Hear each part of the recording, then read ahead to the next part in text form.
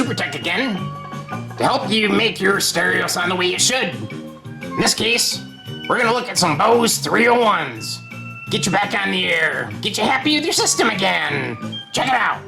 Alright, so here's the question, guys. Super Tech's wondering, does your stereo sound crummy?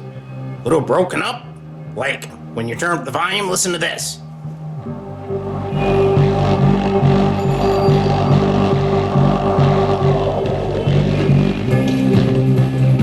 Sounds pretty bad.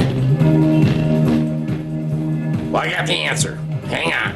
Alright, so I'm Terry, the real Super Tech.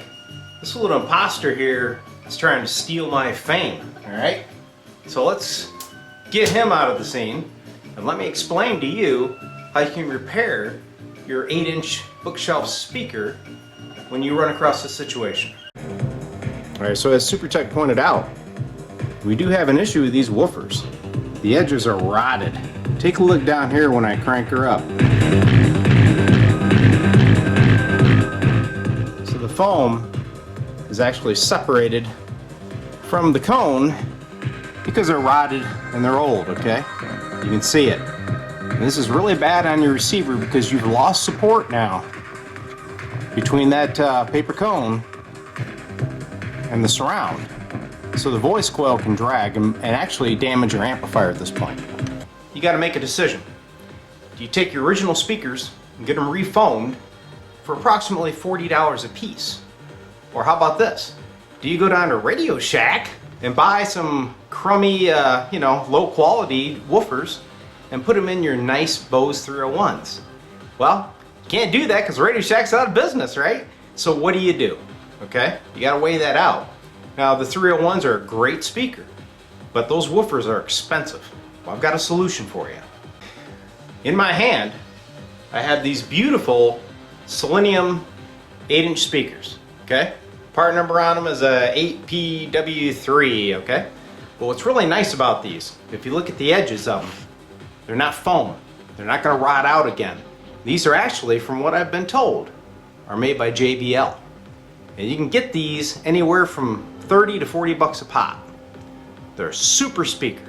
Now I'm going to install it in these 301s and play it for you and see what you think. I love these speakers. I use them in guitar amps.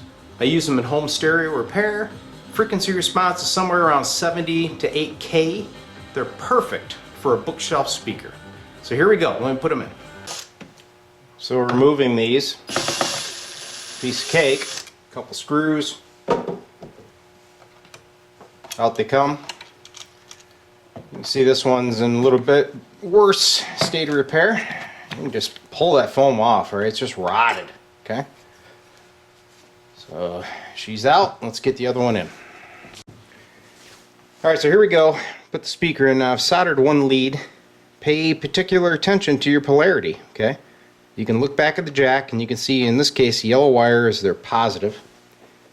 And then just bend these wires over and solder them to the tabs. Don't use crimp-on terminals, okay people? Use crimp-on terminals and those things are going to vibrate loose when you're playing your stereo, and then they're going to come disconnected and you're going to get all bent out of shape because you got to tear them back apart again. Take a little time, solder them up. Alright, get the screws back in.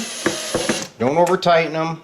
You're going into particle board, so you can strip them out real easy. Alright, take your time, get them in. Make sure not to hit the cone with that, or you're going to have a nice new hole in your speakers. Okay, in a minute we'll play this thing, see what you think. Alright, so that was about a 10-minute job.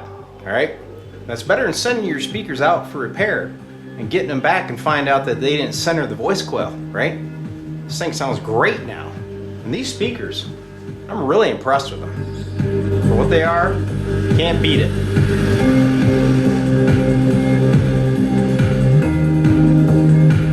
Your little treble.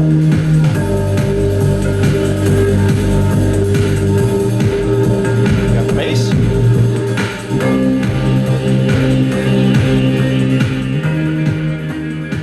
Ones are back on the road. Well, there you go. More free info from me to you. Why don't I get paid for this? Whoops! Don't get that at all. Anyway, tune in again for another episode of Super Tech. See ya!